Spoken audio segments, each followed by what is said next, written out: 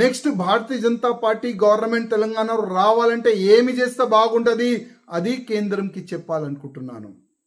దాని వెనుక ఏమీ కూడా ప్లాన్ లేదు, ఏమీ కూడా కుట్ర లేదు. ఆ రిజైన్ వెనుక ఏమీ కూడా కుట్ర లేదు.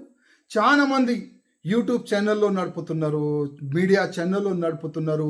రాజాసింగ్కి డైరెక్ట్ అమిత్ షా ఫోన్ చేసిండు, రాజాసింగ్కి కేంద్రం ఉన్న అధికారులు మెసేజ్ చేస్తున్నారు, నువ్వు ఎక్కడ పోకు, బీజేపీలో రా, మళ్ళీ ఒకసారి రా. అట్లాంటి కొన్ని ఫేక్ వార్తలు కూడా నడిపిస్తున్నారు.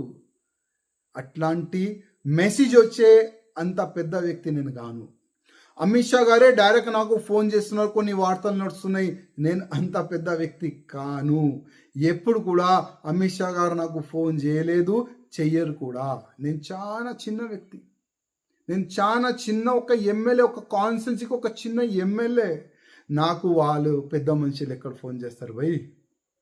నేను 5 years వరకు కేంద్రంకి లేఖ రాసిన, మెయిల్ చేసిన, తెలంగాణలో జరుగుతున్న తప్పుల గురించి నేను మెయిల్ చేసిన, లేఖ రాసిన.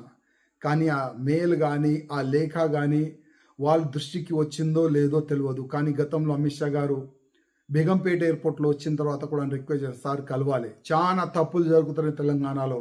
అమిత్ షా గారు ఒక మంచి మనసుతో చెప్పినారు, నేను పిలుస్తాను.